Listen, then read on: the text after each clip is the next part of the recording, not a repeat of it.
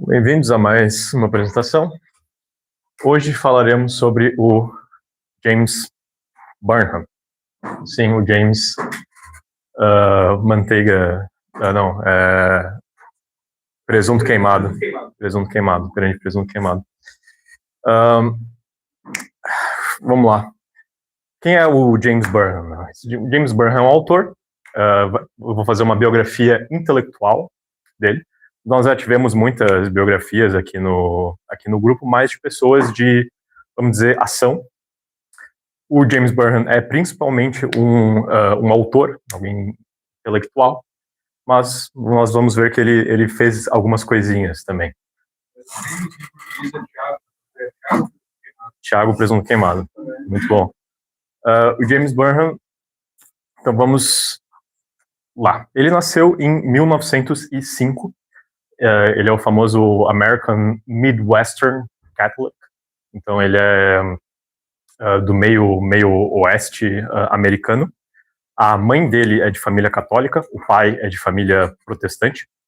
Então aqui o nome da mãe é Mary May, que eu achei aquele nome bem americanozão, assim, né?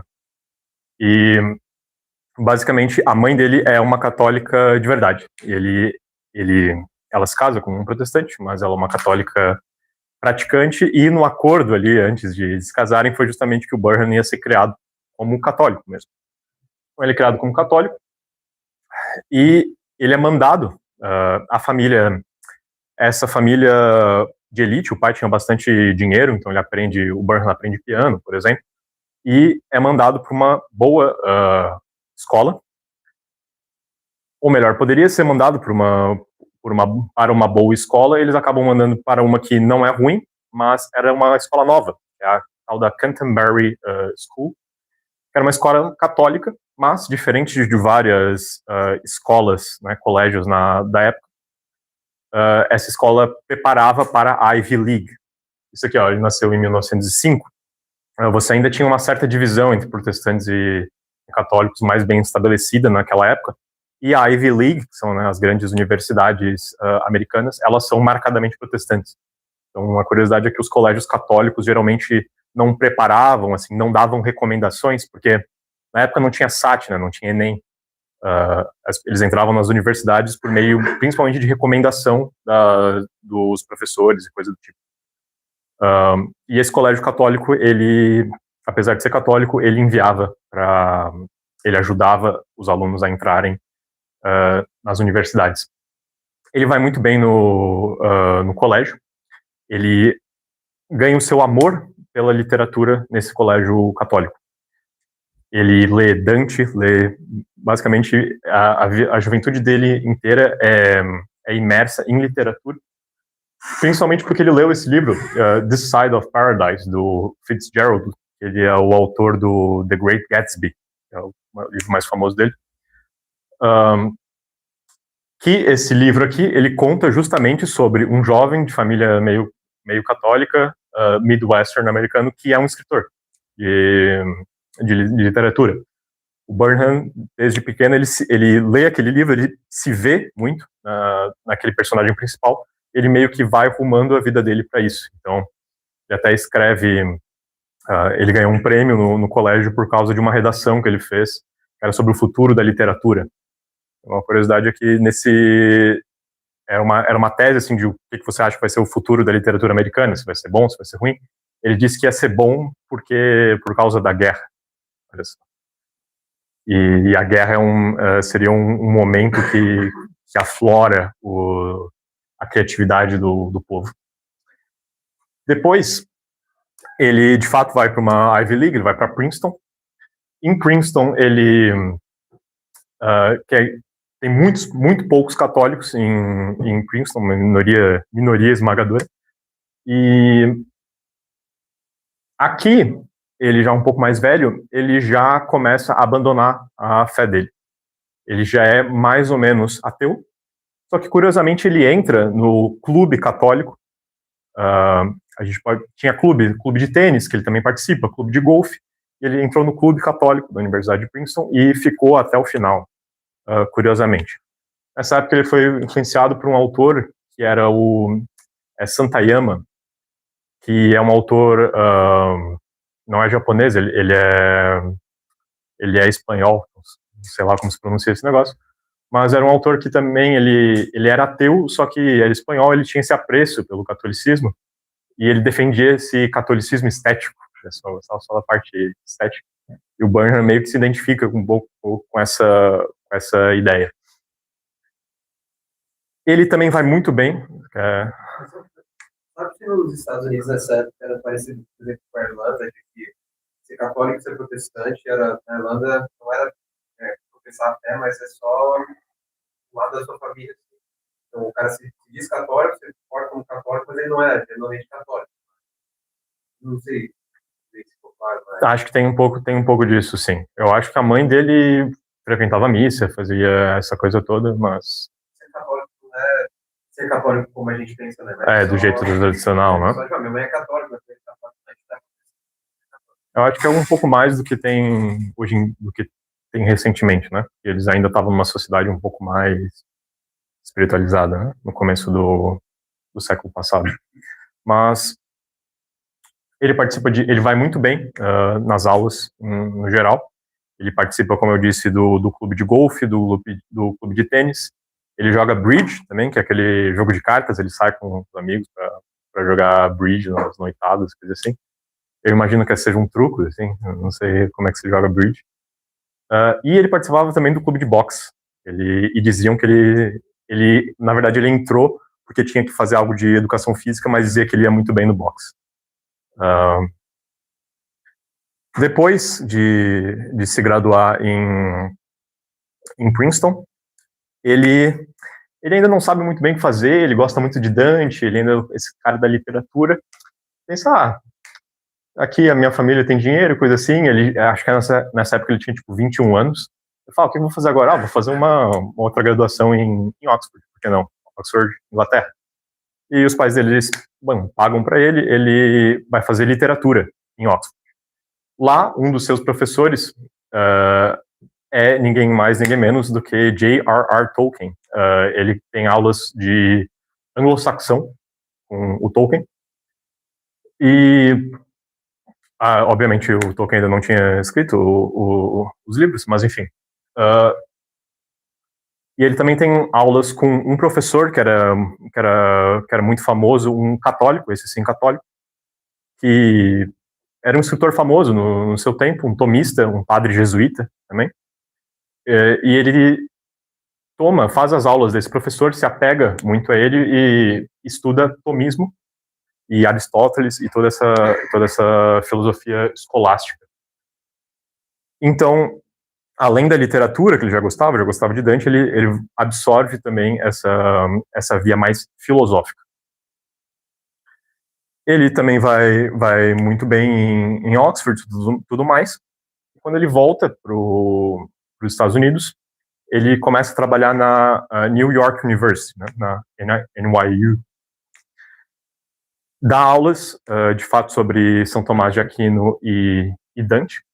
E nessa época ele é esse cara aristocrata. Ele, durante a vida inteira, ele vai ter esses gostos refinados. Ele gostava de música, ele gostava de literatura, se vestia bem. Nessa época, as pessoas ainda se vestiam bem, né, para ir para jantares de alta sociedade e coisa do tipo. Aqui ele já estava em Nova York, então Nova York ele tinha uma rede de contatos grande.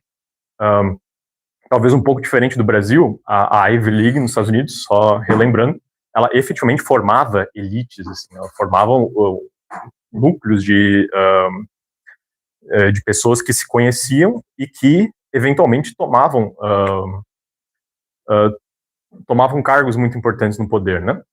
O próprio o Kennedy, né, o JFK, ele frequentou a escola, a Canterbury School, que ele foi por um breve período, além de, é claro, Princeton, Oxford. Lá na NYU, ele conheceu o Sidney Hook, que acabou sendo um grande amigo dele ao longo da vida. Era um autor também relativamente intelectual, relativamente importante na época dele. E ele era comunista.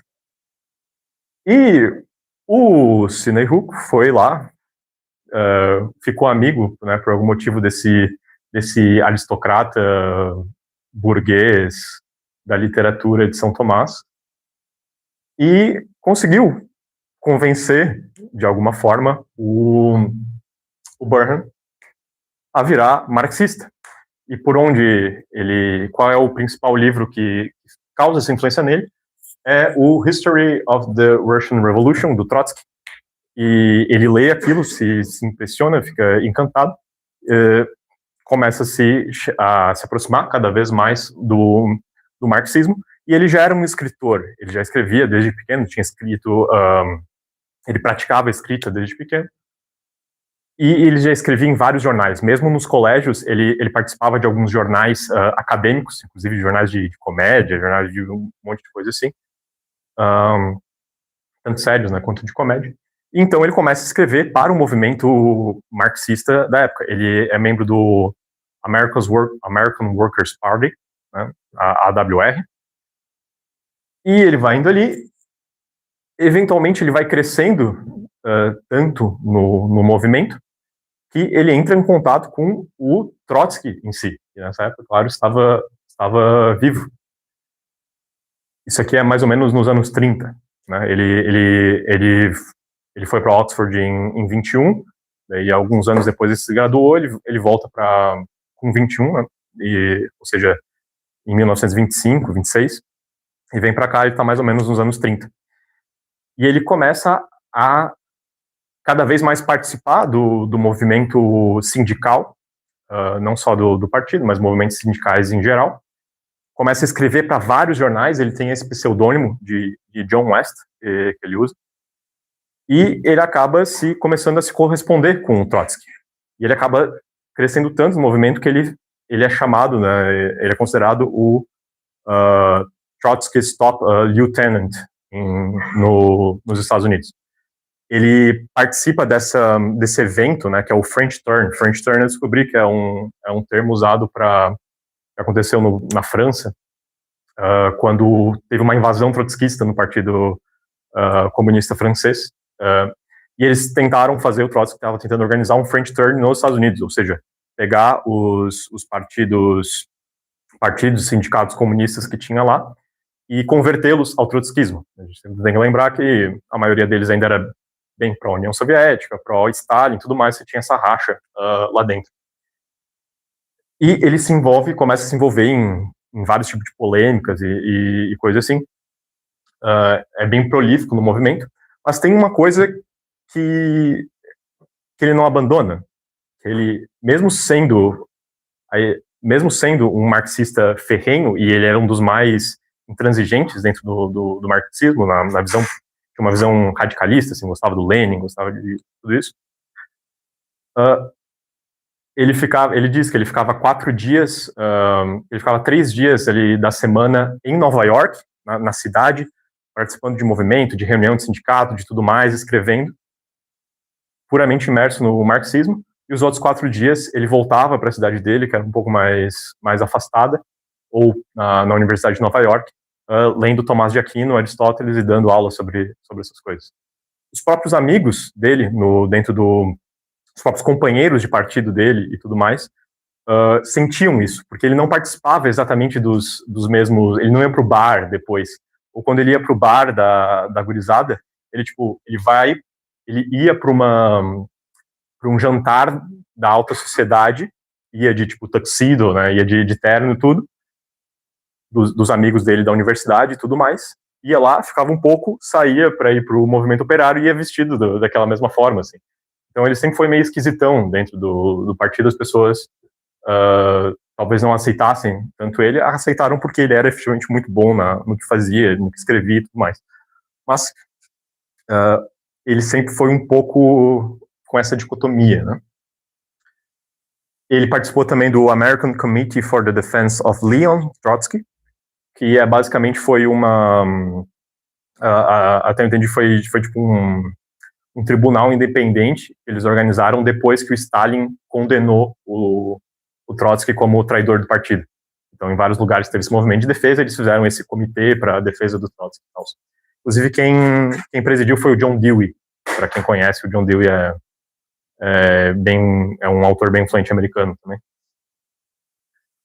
E ele atacava muito o New Deal, tá? Ele odiava o New Deal e o FDR, né? O Roosevelt. Nessa época ele chamava, apesar de o New Deal ser intervencionista, que ele, na verdade, estava defendendo os interesses do capital e tudo mais. Eventualmente, começou a ter algumas dissidências dentro do partido. Eles já tinham unificado o partido, já tinham conseguido, o trotskismo já tinha dominado bastante. Eventualmente tem um autor que é o Max Eastman, que ele saiu, ele era comunista e deixou de ser e começou a atacar o movimento, começou a ter essa briga. Nisso o Trotsky, inclusive, pedia especificamente para o Burnham e mais um outro cara escreverem, ir lá e começar a refutar, né, nas revistas as ideias do Max Eastman. Só que nesse conflito todo, o Eastman começou a atacar a dialética. Começou a dizer que não era um bom método de descobrir a verdade e tudo mais. E nisso o Burnham, ele começou a escrever uns artigos e ele meio que vacilou, começou a vacilar nos artigos. Ele não estava conseguindo exatamente rebater o núcleo dessa opinião do Eastman. E ele começou a concordar com alguns pontos de criticismo dele. Apesar de, assim como diziam que ele era bom no boxe, ele adorava uma briga. Ele não era um cara que nas suas respostas ficava com aquele negócio de não citar o oponente ou tentar botar uma camada de polidez. Ele sempre foi muito direto e sempre citava exatamente as pessoas com as quais ele estava discordando, assim, né? Não dava indiretas, né? E nisso o Burnham começou a ceder em alguns pontos e o Trotsky, quando soube disso, ficou, não, como assim? O Trotsky escreveu, então, esse primeiro artigo, carta, tudo mais, que é uma oposição pequena burguesa no Partido Socialista, dos Trabalhadores, enfim, que era basicamente atacando esse vacilo do Burnham. E o principal argumento, né, um dos argumentos, era justamente que o Burnham, ele é muito... ele é um burguês. No final das contas, ele é um burguês. Mais ou menos... E esse é um dos motivos do porquê ele está pensando assim. E é claro, como eu disse antes, de fato, ele já tinha essa reputação de burguês, de aristocrata dentro do Partido dos Trabalhadores.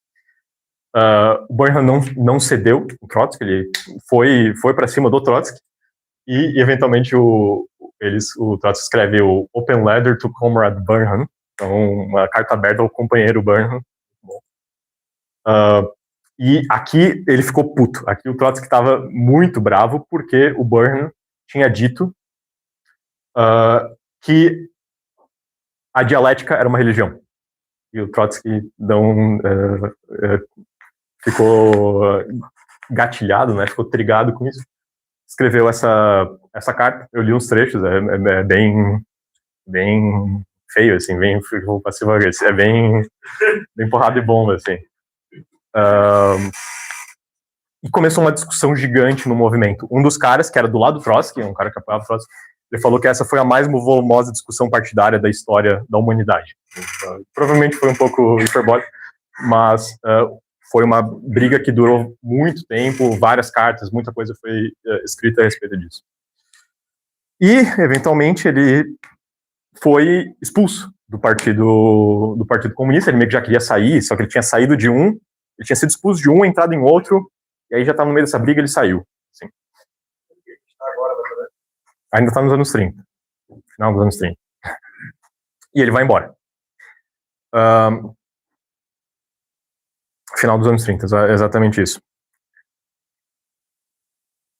E o que ele faz depois disso, né? Ele está com 35 anos nessa vida, e um dos biógrafos dele, é o Daniel Kelly, escreveu a maior biografia sobre o Burnham. Ele se pergunta, né, se o Burnham teria pensado no famoso Nel mezzo del cammin di nostra vita, que é o primeiro verso da Divina Comédia. que é justamente no meio do caminho da nossa vida, que na época disse que é aos 35 anos.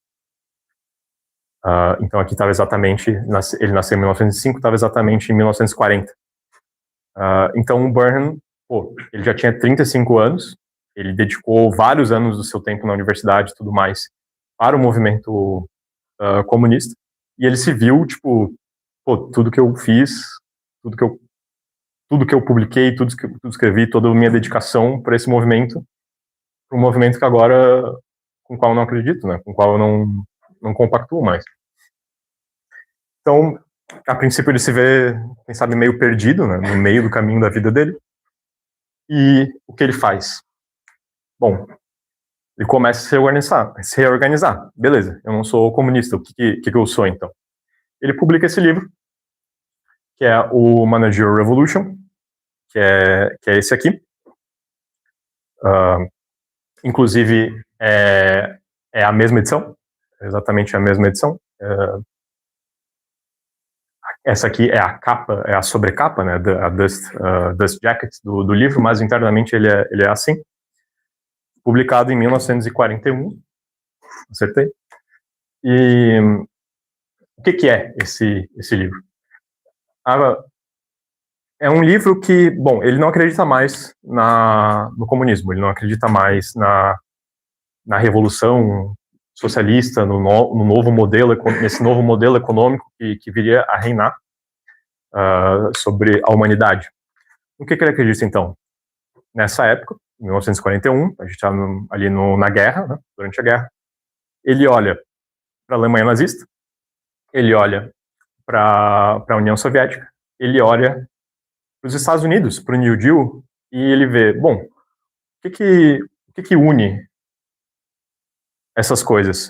O que está acontecendo no mundo hoje, né, que é o subtítulo do livro, o que está acontecendo no mundo?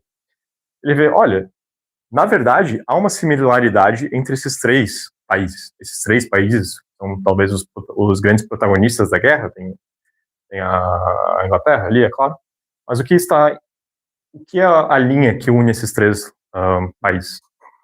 É o que ele chama da classe managerial class, que é a classe gerencial, né, a classe gestora. E o que é essa classe gestora? Basicamente, todos esses países, eles estariam não mais no que é um capitalismo clássico, por assim dizer, que é empreendedores buscando lucro, capital financeiro e tudo mais. Quem estaria ganhando poder dentro dessa sociedade? Seria, por exemplo, agora as empresas não são pequenas o suficiente para uma só pessoa, um só grande empreendedor conseguir comandar tudo e fazer o planejamento. Ou seja, a pessoa que é dona da empresa não necessariamente mais é aquela que toma as decisões ali de produção. Você está tendo uma a economia está ficando cada vez mais corporativa. Então você está tendo uma desassociação entre o acionista, por exemplo, da empresa, que é aquele que realmente seria o dono dela, dos banqueiros que financiam aquilo, do CEO, do executivo que vai lá e toma essas decisões mais voltadas para o lucro, de estratégia dentro da empresa, e do gerente, que são as pessoas que efetivamente tomam as decisões a respeito dos meios de produção. Então, não seria mais necessariamente o executivo que está comandando ali os meios de produção, seria essa classe gestora. E isso é só na questão do mercado privado, né, na iniciativa privada. No governo, acontece algo semelhante, que seria, não é mais por exemplo, o Congresso, né, não é mais a Câmara, os deputados, que decidem exatamente as leis. Você está tendo essa proliferação de uma burocracia para efetivar essas leis, e também de uma outra classe de especialistas, de técnicos, que na verdade são eles que escrevem as legislações, que escrevem as leis, que depois só vai ser decidida ali, decidida quase de uma pro forma pelos políticos em si. O FDR, né, o Roosevelt, ele, com o New Deal dele, ele fez essa ação ele centralizou muito o poder nele, ou seja, ele era um executivo forte, e ele criou muita burocracia nos Estados Unidos, naquela época dos anos 30. E muitas pessoas o acusam justamente de que a maioria das coisas que ele estava fazendo não eram aprovadas pelo parlamento. Ele só fez de forma até às vezes inconstitucional, de criar, de proliferar esses organismos burocráticos no governo americano. E, na verdade, depois que ele deixou de ser presidente, esses organismos burocráticos quase que tomaram uma vida própria, começaram a não obedecer, a seguir os incentivos próprios deles, por assim dizer. Como vocês puderam ter percebido, eu comentei bastante isso para o Burnham, é uma nova tipo de classe econômica. Eles não são exatamente operários, não são exatamente capitalistas, porque eles não detêm a propriedade explícita dos meios de produção. E por isso, esse livro é considerado um livro neo-trotskista.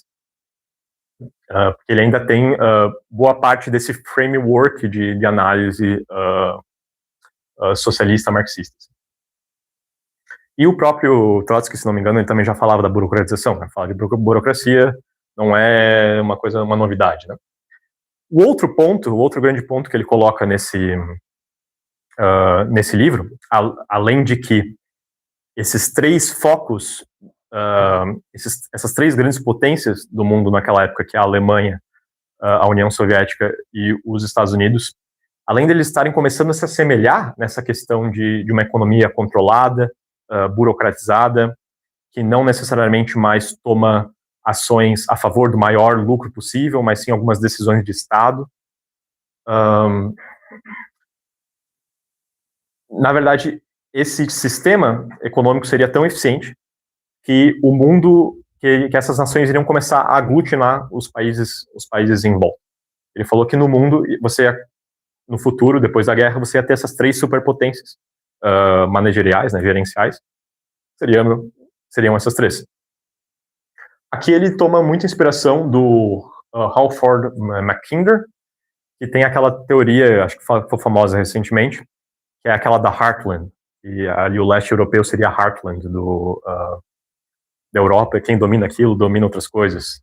Sabe, um pouco de geopolítica tem essa questão do atlantismo, o continentalismo e coisa assim. Então, ele diz que terão essas três superpotências. É claro que, no final das contas,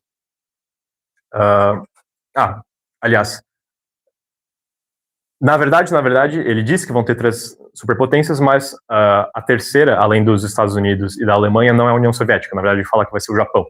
E esse foi o maior erro dele, por assim dizer, porque ele achou que a União Soviética ia perder a guerra. No final, a gente sabe que a União Soviética não perdeu, e quem perdeu foi a Alemanha. Então, um desses grandes poderes foi justamente a União Soviética, e o mundo ficou um pouco mais dicotômico do que ele imaginava, né? Você tinha ali, principalmente, a União Soviética e os Estados Unidos lutando. Eventualmente, depois, a Ásia foi ter a sua superpotência. Nos dias de hoje, a gente pode dizer que é a China, né? Ao invés do Japão. Mas isso, ele estava em 1941, ele escreveu em 1940 o negócio. Ele não achava que os Estados Unidos iam entrar na guerra tão rapidamente, ou, enfim, não achou que as coisas iam acontecer daquele jeito. O livro foi um sucesso absoluto. Era uma teoria inovadora, diferente. A retórica do Burnham é sempre muito assertiva, talvez por isso atraiu algumas críticas posteriores, porque ele diz que isso vai acontecer de uma forma muito enfática, o que acabou não acontecendo. E muita gente, bom, enfim, o livro foi muito influente. Para ter uma noção, ele foi publicado em 1941, esse aqui é de 1942, e é a 10ª impressão. Bastante coisa. E muita gente leu. O Galbraith leu, o Mises, o Hayek e o Karl Popper, os três citam o Burnham em livros deles. O Mises é no Bureaucracy, o Hayek no Caminho da Servidão, o Popper naquele livro, eu esqueci, A Sociedade Aberta, alguma coisa assim. Exato. Todos eles de uma forma, obviamente, crítica ao Burnham, porque um dos argumentos que o Burnham fala ali é, tipo, ele ainda acha que o capitalismo não vai funcionar mais, o capitalismo vai cair. Só que ele começou a achar, bom, mas não é o socialismo que vai ganhar, até porque ninguém consegue definir exatamente o que é socialismo, o que seria essa sociedade, né? Ele dizia que tanto Trotsky quanto Stalin não iam conseguir, não estavam definindo exatamente o que era esse socialismo.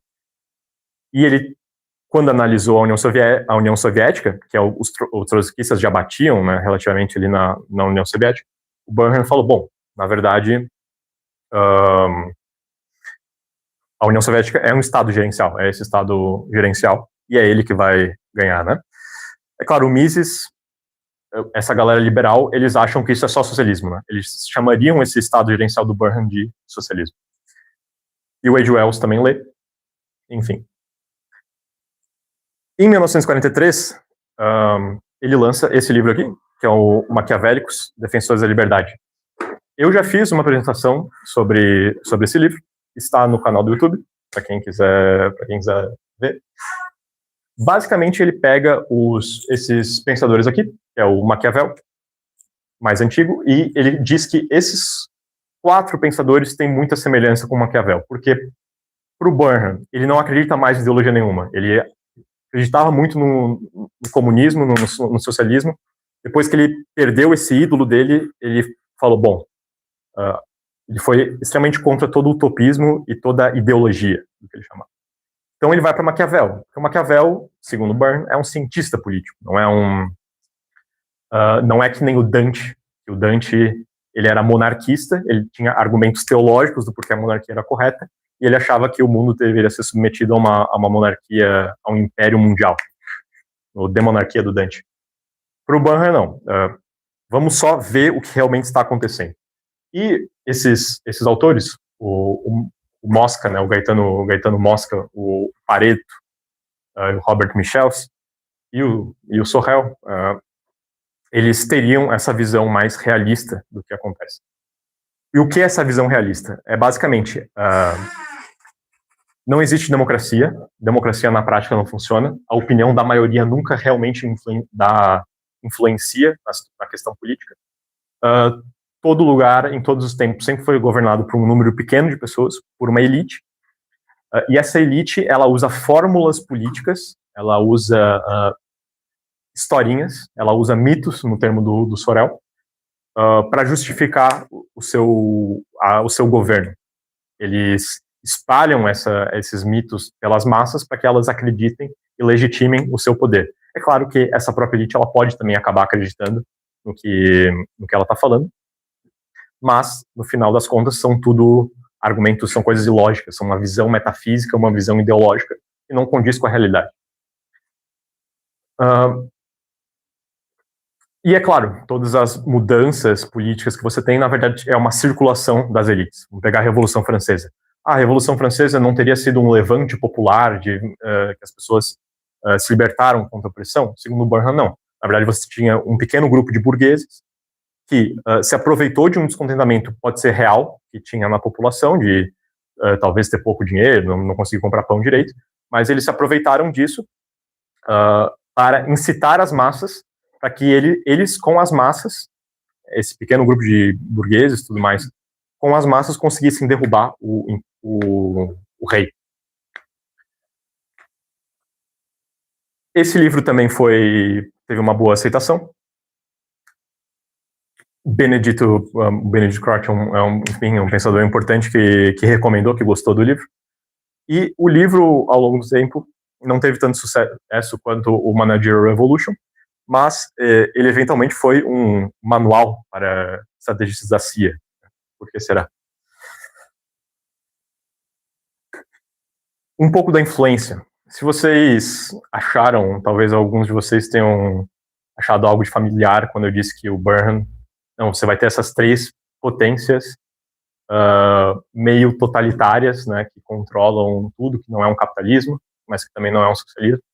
Vai ter essas 3 potências mundiais. E, além disso, essas elites, elas são, segundo os maquiavélicos, essas elites, elas não realmente acreditam no que elas estão falando para a população, elas, na verdade, são maquiavélicas e só pensam em poder. Isso, se você pensou em 1984, quando você ouviu isso, parabéns. Sim, o George Orwell, ele foi muito inspirado pelas ideias do Burnham. O Burnham era um cara que o Orwell, ele amava odiar. Então ele escreveu vários artigos contra as ideias do Burnham, mas ele acabou usando muito dessa visão de mundo, querendo ou não, essa visão de mundo era muito apelativa, né? Esse futuro distópico nihilista. Ele usou isso para escrever o 1984. Ele coloca as 3 potências ao invés das 3 que o Burnham colocou, a Oceania, Eurásia e East-Asia, né? Um dos livros, isso aqui é um livro fictício, que é citado no 1984, The Theory and Practice of Oligarchic Collectivism, e esse livro é basicamente o Managerial Revolution. O Orwell falou isso. Esse livro é para ser o livro do Burnham.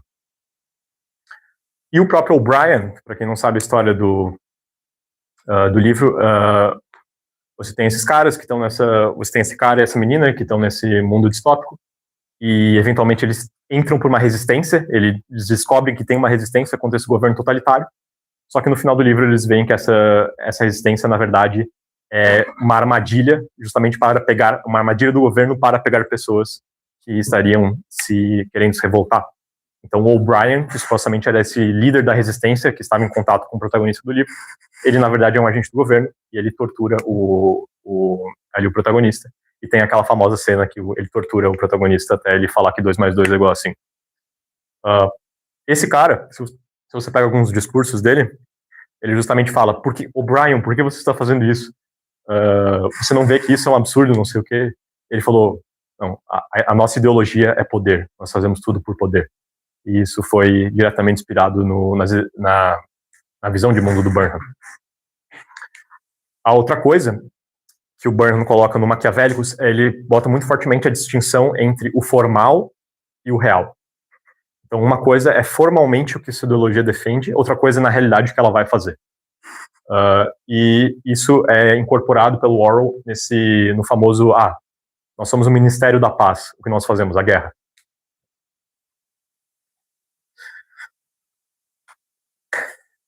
Um pouco mais da influência dele. Essa ideia dos maquiavélicos e tudo mais influenciou muito nos paleoconservadores. Aqui, não sei se todo mundo vai estar familiarizado com ramos políticos de direita americano, mas os paleoconservadores, é claro, eles não são dominante, a ideologia dominante, mas eles foram, vamos dizer, a segunda maior, por assim dizer, eles foram relevantes, principalmente em questão de autores. O Russell Kirk, que é bem famoso no movimento conservador, o Pat Buchanan, também foi um pensador e político famoso, Samuel Francis, que hoje em dia está bastante em voga, porque ele tem ideias como anarcotirania e outra coisa assim. Samuel Francis, ele foi o principal continuador, que é esse cara aqui, das ideias do Burnham. Ele pegou as arestas que estavam não faziam, quem sabe, muito sentido, ou que acabaram não se adaptando à realidade do Managerial Revolution, e ele adaptou mais para o mundo moderno. Então, por exemplo, hoje em dia, talvez muitos já tenham ouvido falar aquela questão de, a BlackRock. Você sabia?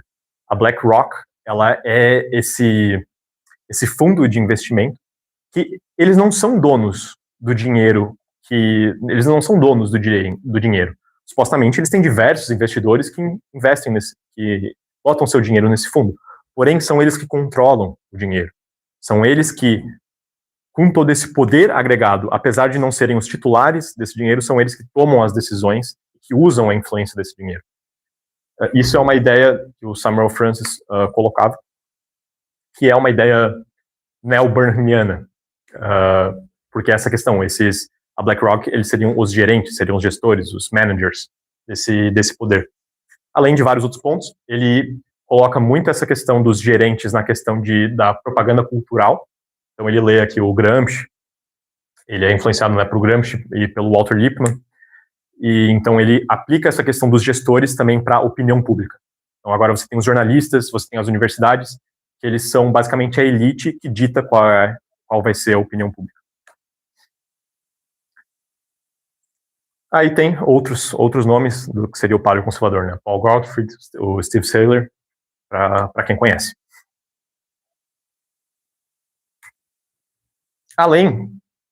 Só que isso foi quais eram as teorias, né, as principais teorias do Burnham. Mas ele não ficou só na teoria, ele foi um pouquinho para a prática, no sentido que ele foi um estrategista. O Machiavelli saiu em 1943. Em 1947, ele já lança esse livro, que é The Struggle for the World, que é basicamente um dos primeiros livros sobre justamente estratégia da Guerra Fria. O Burnham foi um grande do que eles chamavam de Cold Warriors, que é os principais nomes, influenciadores, agentes da Guerra Fria. E se antes ele era um marxista radical, agora ele virou um anticomunista radical. E desde o primeiro livro, a opinião dele é que os Estados Unidos deveria ser intransigentemente contra a União Soviética. Eles deveriam, porque o mundo estava agora lutando, né, essas duas superpotências, né, a União Soviética e os Estados Unidos, e ele passou a desgostar do modelo totalitário mesmo, que ele achava que era a União Soviética. Então ele começa, e ele fala assim, ele com certeza não é um idealista democrático, pelo Maquiavélicos a gente já viu que ele não acreditava na democracia, mas ele achava o modelo americano infinitamente superior. Então ele está muito preocupado nessa época e na derrota do comunismo. Ele começa a traçar políticas do que os Estados Unidos deveria fazer. No começo, no começo todo mundo acha que ele é meio maluco, porque ele, enfim, ele fala em, por exemplo, usar armas nucleares contra a União Soviética, ele fala em fazer uma política de rollback, que eles chamam, que é, não, a União Soviética pegou todos os países no leste europeu, a gente tem que ativamente reconquistar e libertar esses países. Ele apoiou muito, por exemplo, o envolvimento americano na Guerra da Coreia, inclusive achava que deveria ter feito mais coisa, apoiou Taiwan e tudo mais. Nesse Struggle for the World, aqui outra coisa, ele é influenciado pelo Toynbee, coisa assim. Isso em 47. E em 50 ele fala o The Coming Defeat of Communism. Aqui no Struggle for the World, ele fala tudo isso, mas ele ainda é um pouco cético. Porque ele acha, do que ele vê da política americana, ele acha que os americanos são muito fracos, assim, que a política americana é muito vacilante. Na verdade, ele achou isso até o final da vida, assim. A gente pode lembrar, por exemplo, futuramente, na Guerra do Vietnã, talvez muitos já estejam cientes das críticas da Guerra do Vietnã, mas seria justamente, os Estados Unidos foi lá, entrou lá, só que não botou tanto dinheiro assim no exército e tudo mais. Eles estavam lá, mas não tinham objetivos de guerra muito claros, ficava um negócio meio assim, uma guerra que se estendeu por muito tempo e eventualmente saíram e perderam. É isso, mais ou menos isso que o Burnham chamaria de uma política vacilante. Você já invadiu o país, agora toma o negócio inteiro e pronto. Mas eles não faziam isso. E isso acontece em vários lugares, né? Na Coreia ele até diz que foi um bom trabalho, mas em outros lugares ele diz que não. E, enfim. Quando ele publica o The Coming Defeat of Communism, ele está bem mais animado. Aqui, a tese dele é que o comunismo vai ser derrotado. Muito provavelmente porque ele fez uma viagem no interior dos Estados Unidos, ele viu que o povo comum, né, o redneck, sei lá, o cidadão médio americano, era muito mais anticomunista do que o que ele via nos reais tomadores de decisão. Então ele ficou um pouco animado. E, enfim, traça mais estratégias do que os Estados Unidos deveriam fazer para isso. Aqui tem o Containment or Liberation, que já é em 53, que justamente ele contrapõe essas duas políticas, porque até então, essa política do vacilo, né, ele chama, na verdade, era uma política que um dos maiores nomes era o George Kennan, que eles chamavam de containment, né, de contenção. Não, a gente não vai tentar libertar necessariamente os países que a União Soviética já conquistou, mas a gente vai conter, a gente vai impedir a expansão. Aqui ele traça vários paralelos, é claro, com esqueci o nome, mas o cara que veio antes do Churchill. Todo mundo falava que a Inglaterra estava tentando de alguma forma conter o Hitler, Então, esses seriam os caras, os pacifistas, que ninguém gostava, né, desse primeiro-ministro. Ele foi extremamente impopular no período depois ali da Segunda Guerra, porque eventualmente, não, como você pode appease, né, como você pode tentar conter e tentar ser amiguinho de uma pessoa tão má quanto Hitler. Esse mesmo discurso meio que foi usado pelo Burnham, no caso da União Soviética. Esses livros, principalmente o primeiro, também foram muito influentes, eles ajudaram a moldar o início ali da política americana na Guerra Fria. O Nixon leu o livro, o Reagan leu o livro, o John Foster Dulles, John Foster Dulles foi o secretário de Estado dos Estados Unidos, então, e o irmão dele era o diretor da CIA.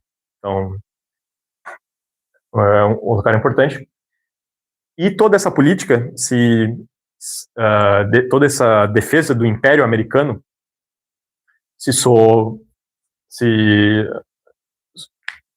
parecido para vocês com algo, é porque efetivamente isso influenciou os neoconservadores.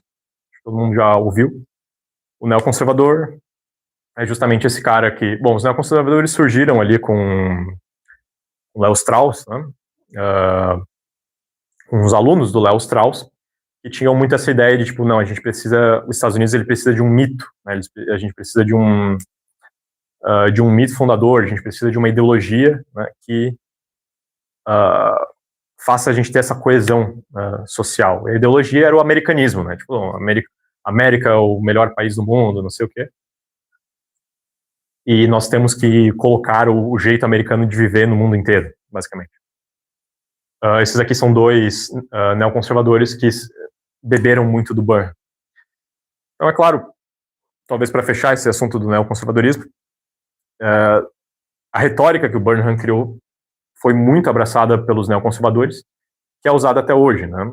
Todo o negócio de invasão do Afeganistão, invasão do Irã, polícia do mundo. Tudo isso são ideias que tiveram influência, é inegável que teve influência das ideias do Burnham. Porém, o Burnham não é considerado um neoconservador, ele é considerado um pai. Porque, justamente, voltando para o Maquiavélicos, ele não realmente acreditava nisso. Ele queria que os Estados Unidos fossem um império mundial por uma questão de poder. Ele achava, bom, o poder tem que ficar na mão de alguém. É melhor que seja na nossa mão do que na mão da União Soviética. E era basicamente isso. Ele não queria, por exemplo, impor democracias ao redor do mundo, que é o que os Estados Unidos veio a fazer, né? Veio a querer impor democracia no Iraque, impor democracia no Irã e tudo mais.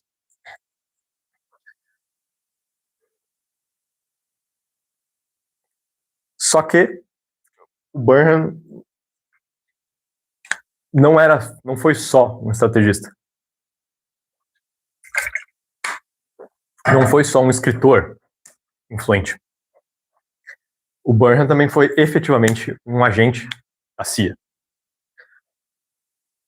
E outra coisa que ele defendia, principalmente naquele segundo livro dele, de 1950, era que essa luta política contra a União Soviética não é uma luta só de armas, não é uma luta só de conquista de território. Ou pelo menos para fazer isso, você também precisa de uma luta cultural. Você precisa desmoralizar o inimigo, você precisa propagar a sua fórmula política para que assim você consiga ter a legitimidade de realmente tomar o poder, né, nesses lugares. Por exemplo, a política, ele dizia, quando ele coloca lá na queda, naquele segundo livro dele, na queda do comunismo, a estratégia que ele traça é justamente, a gente precisa semear revoluções dentro dos países que estão atrás da cortina de ferro. Então, a gente tem que incentivar o nacionalismo da Hungria, o nacionalismo não sei aonde. A gente tem que financiar esses movimentos separatistas. E a gente precisa rachar a própria elite soviética. A gente precisa, nos líderes do partido, de alguma forma conseguir semear a discórdia entre eles. Porque o partido ele era uma unidade política, uma elite política muito bem consolidada, e na visão do Burnham aquilo só ia cair, tipo, na visão do Burnham, o Estado Soviético não ia deixar, tipo, na Rússia mesmo, você ter uma revolução de baixo, de pessoas que não estão na elite. Então você teria que rachar a elite no meio, fazer com que eles brigassem internamente para enfraquecer a União Soviética. E você faz isso mais ou menos com guerra cultural. Aqui, ele participava do Office of Policy Coordination, que era um braço da CIA, e as principais ações culturais dele lá foi no Congresso, né, Congress for Cultural Freedom, que foi esse congresso que estava acontecendo. A União Soviética já estava fazendo isso. Lá, pensa na Alemanha, em Berlim, né, aquela Berlim dividida, aquela coisa assim. A União Soviética, eles estavam, por exemplo, fazendo teatros, fazendo recitais de música, e se colocando como um país culturalmente superior, um país que gosta das artes e tudo mais. E vários escritores, a gente tem que lembrar que já tinha socialismo na Europa há muito tempo, e eles foram querendo cada vez seduzir, estavam seduzindo esses autores, essa elite cultural europeia, para apoiar a União Soviética. E o Burnham falou, não, a gente tem que parar isso de alguma forma. Então ele foi chamado, e ele ajudou a fazer esse Congress for Cultural Freedom, que reuniu vários intelectuais que foram tentando subverter, que o principal objetivo deles, que era financiado pela CIA, obviamente, o principal objetivo deles era fazer com que a esquerda não comunista passasse a ser contra a União Soviética. Então, fazer com que eles denunciassem o totalitarismo do Stalin. Não, eles não tinham problema com você ser de esquerda, mas você tinha que ser uma esquerda democrática, você tinha que ser uma esquerda liberal, tinha que ser uma esquerda, assim, mais pró-americana do que pró-stalinista. E esse era o objetivo. Aqui no Congresso, eles falam mais claramente de questões políticas, mas depois que teve esse congresso, que foi um sucesso, isso aqui virou um órgão permanente lá na Europa, e que acabou fomentando diversos jornais. Então eles fizeram jornais, revistas na Inglaterra, na Itália, na França, eventualmente Burnham fez nos Estados Unidos, teve no Japão, teve na Índia. Por todo o mundo, eles criaram essas revistas, que eram revistas culturais mesmo, falavam de literatura, faziam review dos últimos lançamentos de livros, coisas assim, mas que também, eventualmente, falavam e criticavam, né, colocavam ali no meio essa mensagem pró-americana. Por que eles começaram o movimento de esquerda moderada?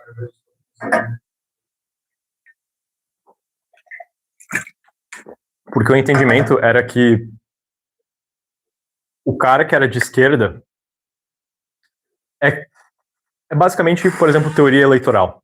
Quando você tem uma eleição, você vai ter aquela teoria de que você tem que pegar o eleitor mediano. Então eles não precisavam, tipo, a pessoa que era de direita, ela já ia ser contra a União Soviética, de uma forma ou de outra. O que eles precisavam é aquele cara que está na margem, aquele cara que está ali no meio.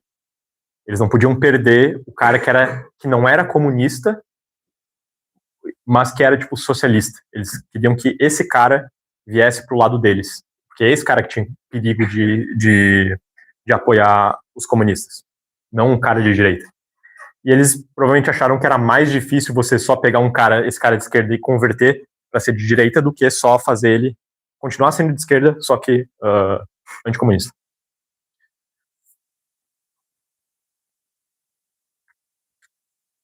Um dos exemplos de eventos que ele ajudou a organizar, com muito gosto, porque ele gostava de música, é esse Masterpiece of the 20th Century. E foi uma conferência bem grande que teve, se não me engano, foi na Itália, que foi organizada, inclusive, pelo Nabokov, não aquele Nabokov, o escritor, mas o primo dele, o parente dele, que era um músico, era um grande músico,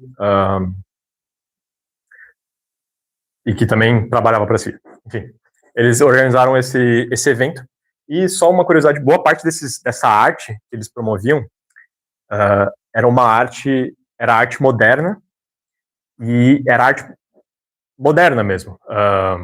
Música dodecafônica, autores novos, de pintura, eles botavam o Jackson Pollock, aquelas pinturas abstratas, aquelas coisas assim, porque uma diretriz da CIA era que esse tipo de pintura era mais afeito ao espírito liberal. Então, e essa era uma das estratégias antitotalitárias, né? Essa arte abstrata é uma arte menos totalitária. Enfim. Ele ajudou principalmente nas revistas, né? Sendo editor de revista e coisa assim. Um pouco de financiamento, um pouco de estratégia, supervisão, coisa assim. E ali atuando principalmente ali nos Estados Unidos, né? Ninguém esperou que ele pudesse ser um espião soviético, normalmente. Cara mais comunista, pesquisa radical, enfim. Um espião soviético. De paradigma e daí se infiltra na política americana. Cara, nessa época era muito comum, estranhamente era muito comum, ex-trotskistas na CIA, por exemplo. Não chegam a suspeitar dele nesse sentido. A gente tem que lembrar seguindo ali a pergunta do Glauber, por que eles não promoviam ideias de direita ao invés de uma esquerda não comunista? Muita gente aqui da CIA, eles se achavam de esquerda. A gente não tá falando, essas pessoas que participavam da CIA, coisa assim, não era o redneck republicano, era a elite aristocrática americana. A elite aristocrática americana sempre foi mais de esquerda, sempre foi a elite mais democrata, por assim dizer. Na Inglaterra, por exemplo, ali o George Orwell, tem toda aquela questão do socialismo fabiano, o clima dos intelectuais, o clima dos aristocratas, tanto na Europa quanto nos Estados Unidos, era uma galera mais de esquerda, era uma galera mais afeita ao socialismo. Eles não eram assim de extrema direita, apesar de ser americanos, né? Apesar de serem anticomunistas. O próprio Orwell, mesmo tendo virado contra parece um cara mais direitona. Isso. Uma opinião aberta sobre essa parte? Funcionava? Ele vai ter, mas não é o comum. Já vamos falar mais sobre isso.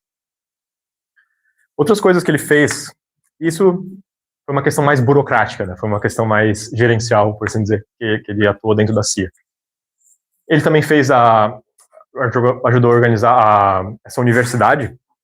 A ideia era, lembra que eu falei, eles queriam fomentar a revolução em países? A ideia dessa universidade era criar na França, e basicamente eles iam pegar as pessoas que estavam refugiadas de países que tinham sido tomadas pela União Soviética. Então você vai pegar refugiados de lá, mais instruídos, é claro, e fazer uma universidade para que, eventualmente, quando esses países fossem libertados, eles pudessem ser essa nova elite. Então esse é um dos projetos em que o Burnham estava diretamente envolvido. Ele também falava muito da Igreja Católica, falava que a gente deveria usar a Igreja Católica para que eles condenem o mais fortemente possível o comunismo, para poder fazer basicamente propaganda mais alinhada com a política americana. Inclusive teve uma época, ele organizou também durante a Jornada Mundial da Juventude, ele foi lá e fez uma exposição Vítimas do Comunismo, sabe? E do lado, em Roma, tipo, enquanto estava rolando a parada para incentivar a galera e tal.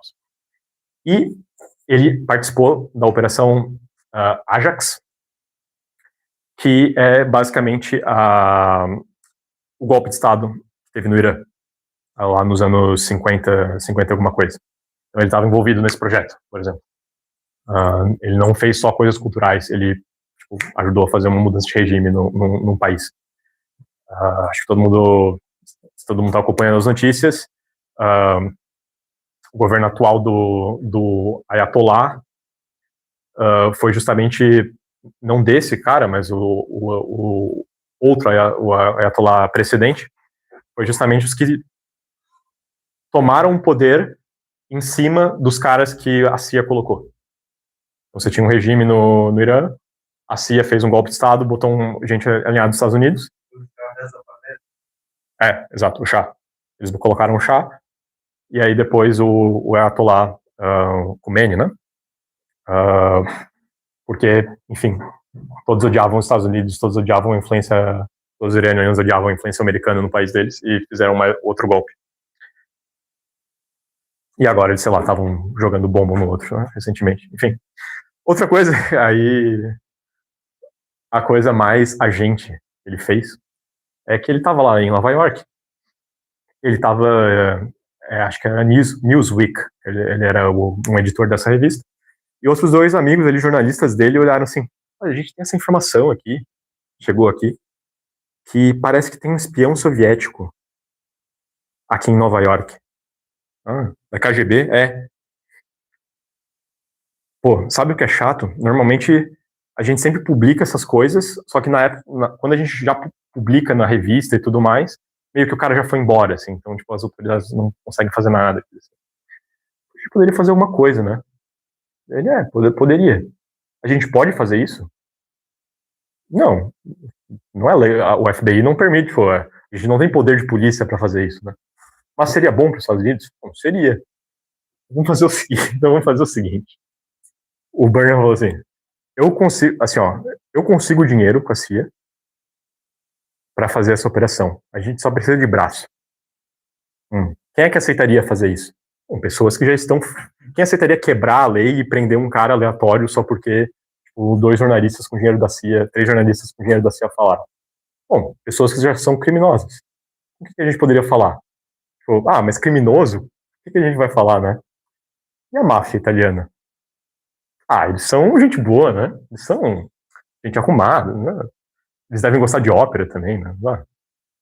Por que não? Eles foram falar com o Frank Costello, que é um mafioso, basicamente, e foram falar com ele, fizeram algumas reuniões com ele para o plano. Assim, não, eu consigo dinheiro, o Burnham consegue dinheiro com a CIA, $100 mil, um negócio assim. O que a gente precisa? De um furgão, a gente precisa de um apartamento num lugar assim meio recôndito, num lugar meio zoneado da cidade lá de Nova York. E a gente precisa de um médico para administrar soro da verdade nesse espião soviético que a gente vai capturar. E esse é o plano. Você precisa disso. E a gente precisa dos capangas ali para fazer o negócio. Então eu entro com dinheiro, você entra com o negócio, a gente organiza aqui. Beleza, e tava indo. Fizeram várias reuniões. O Frank Costello meio que tinha aceitado fazer esse negócio. Fizeram várias reuniões. Quando um plano estava para ser executado, eventualmente a prefeitura de Nova York fez um crackdown, né? Começou a perseguir mais fortemente a máfia, e o Frank Costello foi colocado num processo legal, e começaram a revirar as paradas dele, coisa assim, e basicamente cortaram as comunicações. E aí eles não conseguiram fazer o plano de capturar o espião soviético e colocar a soro da verdade nele. Pro bem ou pro mal. O que é o soro da verdade?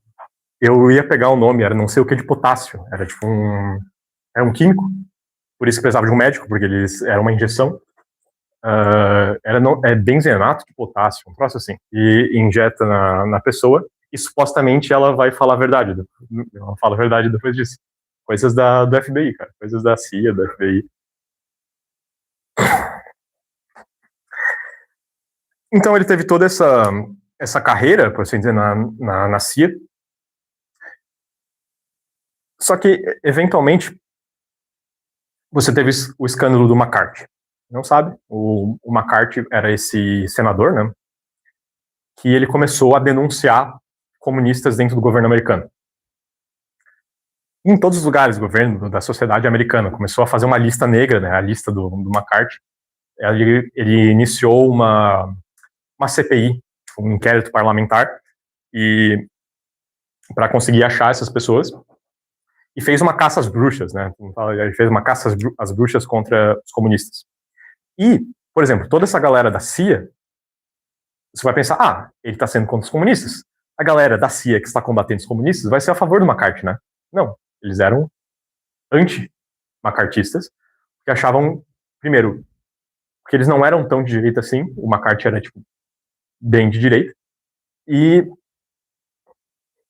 não estava fazendo do jeito deles, assim. Enfim, tem vários motivos, mas a questão é, a maioria das pessoas da CIA não gostava do McCarthy, até porque o McCarthy foi perseguir algumas pessoas de dentro da CIA. Ele achava que eles também estavam infiltrados, né?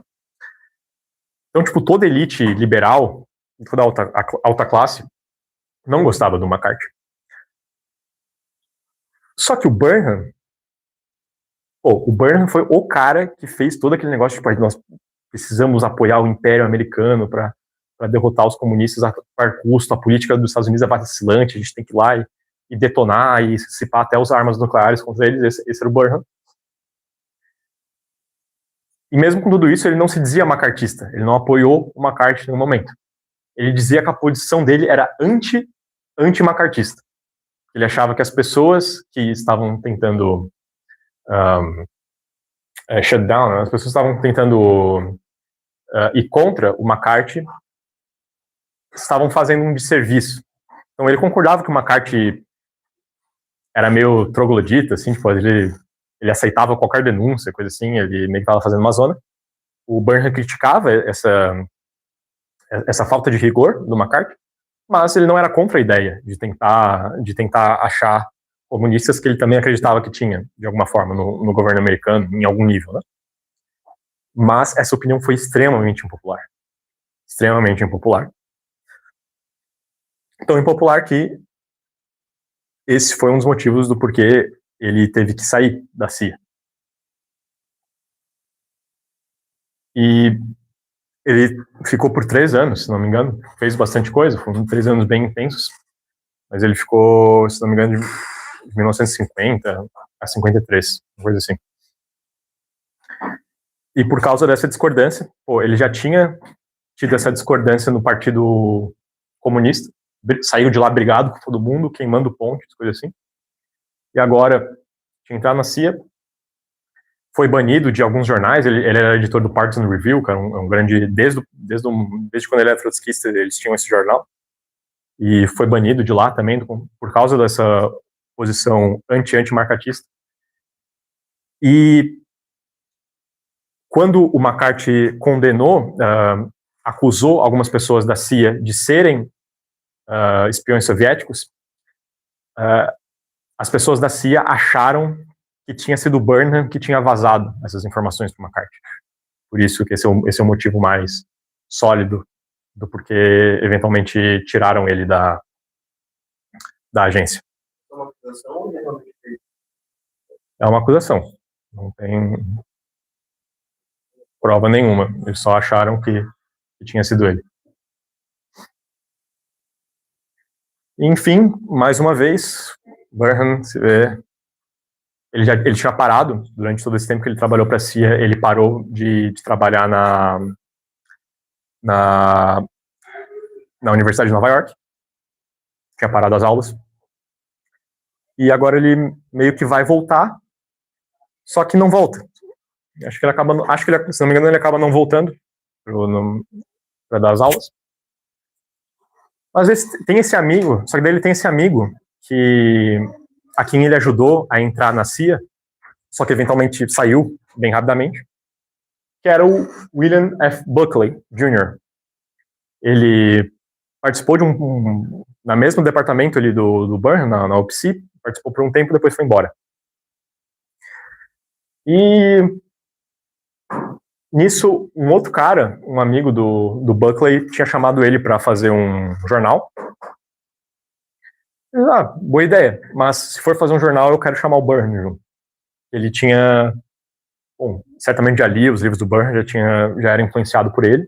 Ele conheceu, né, tipo, um dia, literalmente, conheceu o Burnham, que o Burnham ajudou, ele gostou dele no processo seletivo ali da CIA e o ajudou a entrar.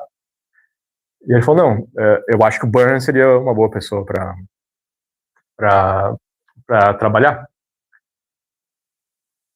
E ele chama o Burnham, e o Burnham se torna um dos cofundadores da National Review. Para quem não sabe, a National Review foi uma das maiores publicações de direito dos Estados Unidos.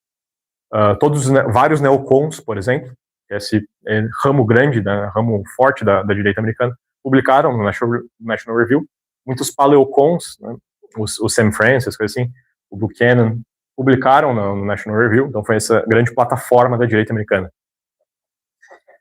E o Burnham e o Buckley eram muito um junto do outro, assim, inclusive por causa das opiniões do Burnham, que eles ficaram muito combativo, meio extremista, muita gente de dentro do jornal, teve um momento específico que uma pessoa de dentro do jornal queria tirar o Burnham fora, brigou muito com ele, e o Buckley ficou do lado do Burnham, e daí ele ganhou mais poder ainda dentro do National Review, então ele foi uma figura cardeal, assim, na revista. Eventualmente, depois que o pai do Buckley morreu, ele escreveu uma carta para o Burnham dizendo que você é a coisa mais próxima que eu tenho de um pai, agora. Durante esse tempo, ele publica alguns livros. O Web of Subversion é um livro é o livro mais sensacionalista dele. Ele fala sobre essa teia de agentes comunistas. E aqui ele já tinha saído da CIA, já tinha saído da CIA e tudo mais. Então, ele é um negócio bem macartista, para você entender, né? Tipo, não, tem essa rede, essa teia de comunistas, de agentes soviéticos no mundo inteiro, basicamente. Ele fala como ela age e tudo mais. Congress and the American Tradition, isso é mais ou menos uma defesa do McCarthy também, porque ele fala da importância do Congresso na tradição americana, basicamente. Lembrar que o McCarthy ele fez uma CPI, né? Ele fez um Congresso parlamentar e, através das ideias que ele tinha aqui no Machiavellians, ele já achava que o Congresso estava perdendo muito poder, achava que a burocracia estava ganhando poder e tudo mais, aqui ele tenta defender o Congresso. E, já que perguntou, eventualmente ele lança o Suicide of the West. E aí, o Suicide of the West é esse livrinho aqui. E é o terceiro grande livro teórico do Burnham. Né? Ele tem, é claro, o Managerial Revolution, o Maquiavélicos. O terceiro livro teórico mesmo que ele lança é o Suicídio do Ocidente. E basicamente ele fala que qual é a ideologia do suicídio, o Ocidente de alguma forma perdeu a confiança nele mesmo, e se ele continuar fazendo o que ele está fazendo, de ser fraco, de não ter a decadência que ele está gerando, o Ocidente vai cair frente às outras potências mundiais. E qual é a ideologia do suicídio do Ocidente? Fala que a ideologia do suicídio do Ocidente é a ideologia liberal, né? É a ideologia de esquerda, é o progressismo. Então aqui, basicamente, ele vai sobre diversos pontos da direita, inclusive diversos pontos que a direita atual defende, estão contemplados nesse livro, que foi escrito em 66, curiosamente. Ele fala muita coisa, desde crime, desde desde drogas, crime, imigração, um pouquinho, não chega a falar de imigração, a única coisa que ele não fala, basicamente, é imigração. Mas ele está numa época pouco depois do Civil Rights. Ele fala muita coisa da direita, né? Claro, os paleoconservadores também se inspiraram, também concordaram, né, com esse livro. Ele basicamente fala, a crítica mais forte é que o liberal ele tem essa ideia do progressismo, de que a história está sempre melhorando, está sempre indo para frente. Ele tem essa esperança no aperfeiçoamento da natureza humana, que ele vai conseguir ser cada vez mais racional, que ele vai se desprender das superstições. Então o Burnham vai contra toda essa ideia. Ele fala, não, o ser humano, a maioria das ações políticas dele são ilógicas, e não tem como traçar essa linha de crescimento perpétuo de melhoramento perpétuo da espécie humana. Basicamente vai contra tudo. Ele não coloca exatamente algo que substitua essa ideologia, ele tenta atacar de forma bem sistemática, assim, ele tenta não colocar uma ideologia de direita, assim, mas ele ataca vários pontos da esquerda. Só dizer, o Kissinger gostou, se não me engano, do Web of Subversion. O Kissinger, né, outra pessoa bem grande na política externa americana, também foi, de alguma forma, influenciado pelo Burnham.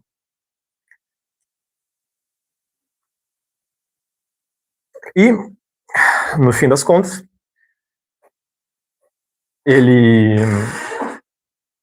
depois de toda essa carreira, ele meio que settled down, né? Ele ficou tranquilo ali no National Review, escrevendo, falou muito sobre a Guerra do Vietnã,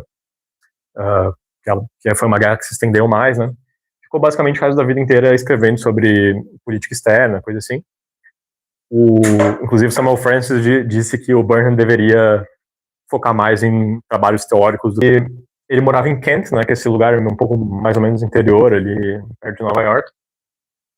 Ele tinha uma casa meio de campo, assim. Nisso ele já tinha casado, né? Ele casou com a Márcia, já era casado há muito tempo, lá nos anos 30 e tal. Que era católica, se não me engano, eles tiveram ali alguns filhos. Ela também era uma aristocrata, assim, americana, gostava muito de música. Ela era magra e alta, que nem ele. E eles viviam essa vida no campo, assim, um pouco O Burnham, ele gostava de passear com o cachorro, ele cortava lenha para aquecer o negócio dele, eles tinham uma cabaninha ali que eles fizeram.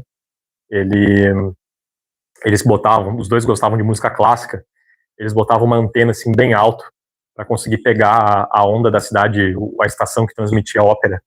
Eles iam lá e ouviam a musiquinha deles.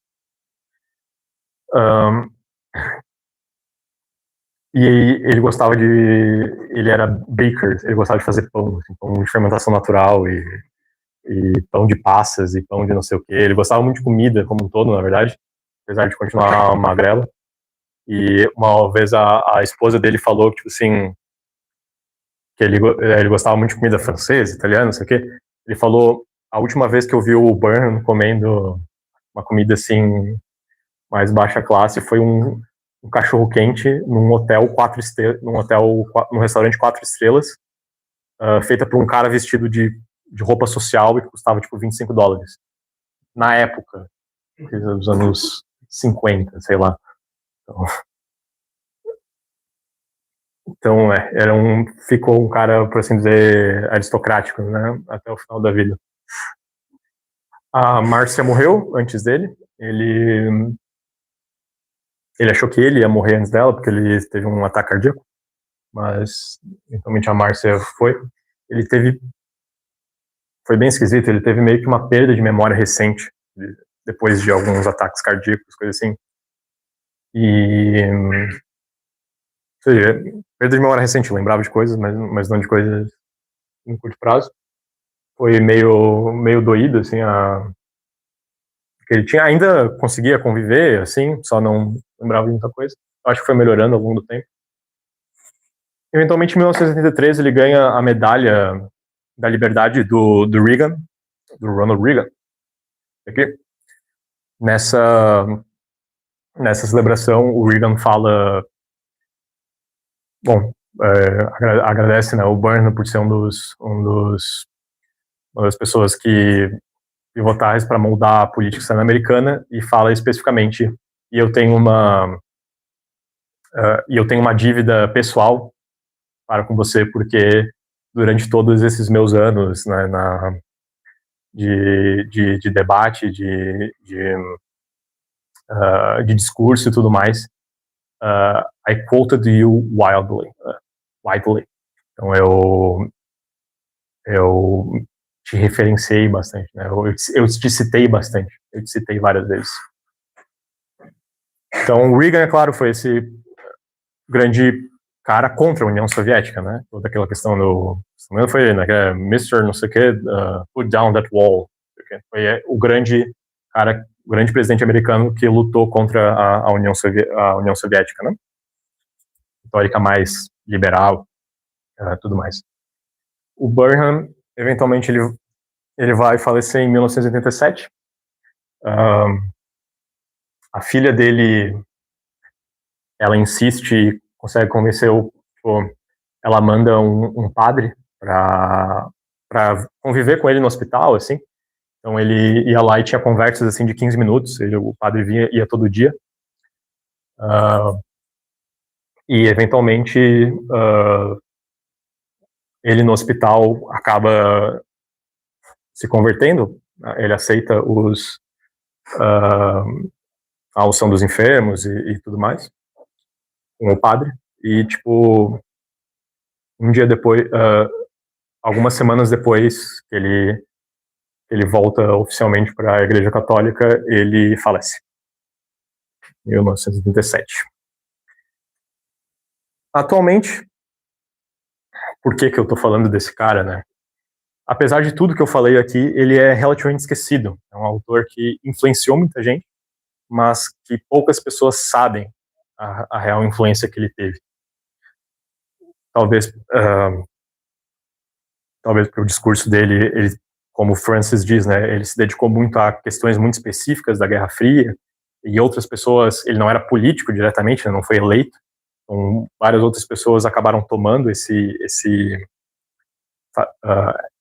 essa retórica dele e fazia a ação, né? Por exemplo, ele não foi secretário de nenhum lugar, uma coisa assim, além do período dele na CIA.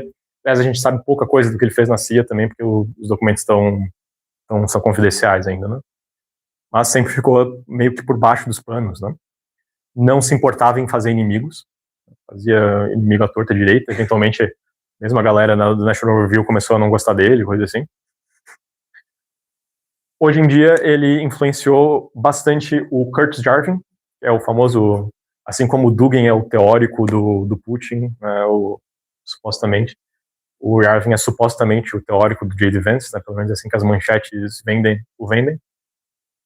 Está bem proeminente na direita atualmente, está indo em vários canais de televisão e tudo mais, Curtis Jarvin. Curtis Jarvin influenciou essa direita da internet, essa distant right. Tem várias pessoas aí até que estão tendo alguma, por exemplo, que tem alguma influência no gabinete do Trump, coisa assim, que são dessa direita, que bebeu muito do maquiavélicos e da revolução gerencial também. Ele ajudou, é claro, uma das coisas que ele ajudou é popularizar esse negócio do Deep State, né? Os gerentes dele, os burocratas, são esse negócio do Deep State. E hoje em dia, você vê, a retórica do Trump, ele entrou muito por causa disso, né? Ele falou, não, a gente tem todo esse Deep State que está controlando aqui, eu vou aí crack down contra o sistema, eu vou tirar essa rala daqui. Drain the swamp, exatamente. Foi uma das retóricas que o Trump usou. A única coisa que o Trump não é alinhado com ele nesse sentido é que o Trump tem um discurso, pelo menos, isolacionista, né? Não vamos focar aqui dentro, enquanto o Burnham era mais imperialista, por assim dizer. Alguém talvez que se aproxima, ficou bastante famoso esses dias, inclusive, foi o Nick Fuentes. Você vê as ideias dele são o que é basicamente tem um America First, né, imperialismo americano, vamos fazer coisas lá fora, não ter nenhuma influência. Ele fala que tem esse grupo de interesse que está influenciando na política americana, a gente tem que tirar esses caras daqui, a América em primeiro lugar. É um cara que não se importa muito, por exemplo, com a questão econômica, de ser liberalismo econômico, apesar de ser da direita. O Burnham também nunca se preocupou com liberalismo econômico. Então, um cara que tem ali, por exemplo, outra pessoa que tem tem muitas semelhanças entre o pensamento deles. Então, é um autor. Essas são as ideias e o legado de James Burnham.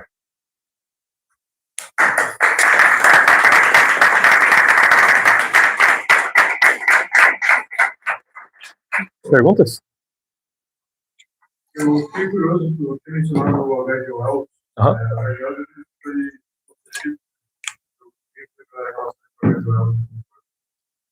O H.G. Wells, ele também pensava em política, assim, ele era tipo um socialista fabiano. Ele tem um livro, eu acho que é dele, não é do Huxley, é dele, a Conspiração Aberta. Então ele era envolvido em política também, assim como não o Aldous Huxley direto, mas o irmão dele, o Julius Huxley, era envolvido, que era Aldous Huxley, escreveu o Admirável Mundo Novo, né? O irmão dele também era bastante envolvido na política, foi o primeiro presidente da Unesco. Então, o H.G. Wells, ele também, apesar de ser mais conhecido pelos livros de ficção, ele também tinha esse envolvimento com política, com essa questão das Nações Unidas, né, de coisa assim. Então, ele também. Ele fez uma review, se não me engano, do livro do Burnham. Escreveu. Tem uma obra do Burnham de literatura, ou depois Largou. Não tem nenhum livro. Não tem nenhum livro sobre literatura. Talvez tenha algum artigo no National Review, coisa assim, mas não sei. Não me lembro quem, mas alguma pessoa meio reclamou disso, assim, de tipo, ele tá muito focado em política, poderia voltar para outras coisas. Talvez a mulher dele, não sei. Ele volta a ter algum momento de envolvimento crítico, sabe? Eles pegam alguma coisa toda, eu imagino, sabe? Talvez principalmente quando participou do National Review, ele falava dos comunistas. Como já deu no passado, ele comentou alguma coisa. Qual era a visão dele? Claro que negativa, mas sempre foi negativa. Acho que ele continuou com essa ideia de que a União Soviética, porque depois os Estados Unidos, ele teve toda a teoria da revolução gerencial, mas os Estados Unidos continuou bem capitalista, liberal, né? Não aconteceu exatamente o que ele imaginava, que os Estados Unidos ia ficar muito mais autoritário, muito mais rápido. Isso nos anos 40. Né? Isso meio que não aconteceu. Então, o único estado, a Alemanha tinha sido derrotada, o único estado realmente que ele via como gerencial que sobrou foi a União Soviética. Né? Ele sempre foi contra, mas uma coisa específica é que ele sempre teve, apesar da briga, ele sempre continuou tendo muito respeito pela figura do Trotsky. Uma coisa que, tipo, ele nunca falou mal pessoalmente do Trotsky e também não atacava diretamente as ideias dele. Então, fora isso, eu creio que foi mais na parte política, de relação internacional mesmo, que ele comentava. É porque, depois que ele escreveu Maquiavélicos, ele nunca mais acreditou em ideologia nenhuma, né? Ele era bem... O Pareto era o cara que falava que não existe ideologia política lógica, todas elas são só meio sentimentais, né? E ele meio que absorveu isso, ele era bem nihilista quanto a essa posição política é melhor, essa é pior. Ele achava que o melhor sistema político é que tivesse vários, que a elite fosse bem fragmentada, tivesse o máximo de agentes políticos da elite diferentes, porque enquanto eles estivessem brigando pelo poder, você criaria um espaço para o povo ter mais liberdade. Então, tipo, porque ou todos eles se juntam e são totalitários e acabam oprimindo a população, ou eles estão bem brigados. E era meio que isso que ele queria para os Estados Unidos, que fosse bem separado, e ele via a União Soviética como sendo o oposto disso, né? Um partido unificado. Então ele era a favor da liberdade. O subtítulo do Maquiavélicos é Os Defensores da Liberdade. Mas a defesa da liberdade que ele faz é nesse sentido.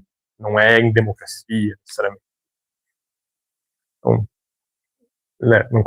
resumindo, não comenta muito sobre isso. Eu vou comentar um pouco da influência que ele teve na parte mais de movimento político, mas chegou a ter tipo, outros teóricos que seguiram. Eu não sei porque, como você falou, a parte mais de teoria de elite, mas vem poucos autores dela. Chegou a ter algum autor mais atual, teórico.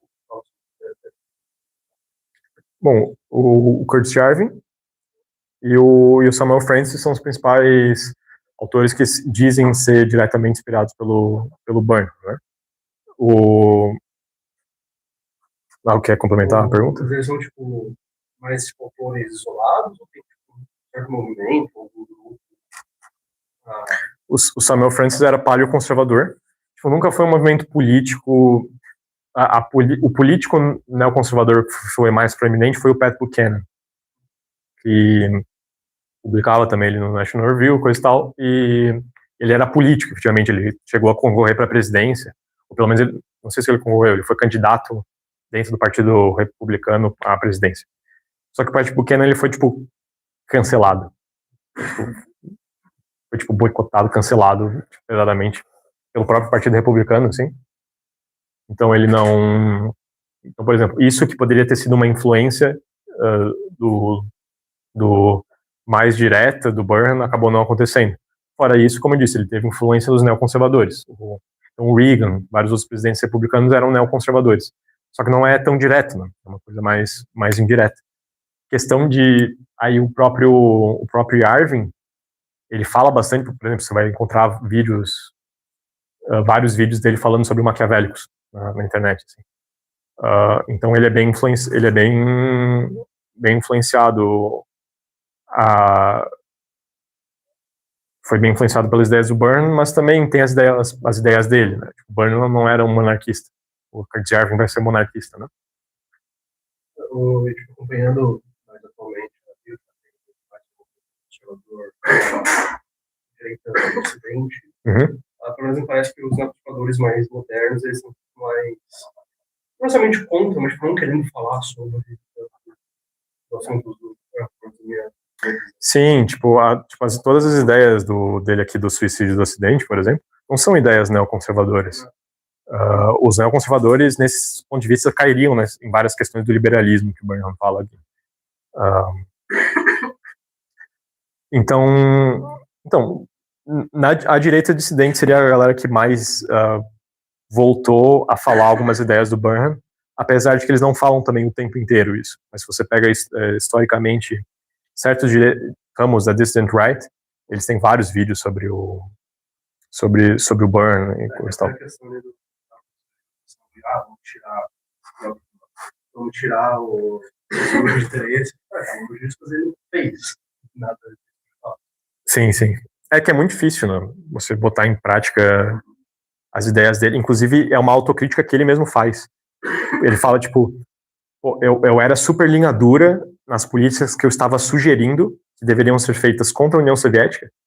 O que eu não me atentei na época era que eu sabia, de alguma forma, ou pelo menos se eu parasse para pensar, eu iria perceber que os políticos, a elite política americana, não iria aceitar essas minhas ideias, porque elas eram radicais demais. Ele sabia que a elite americana era mais liberal.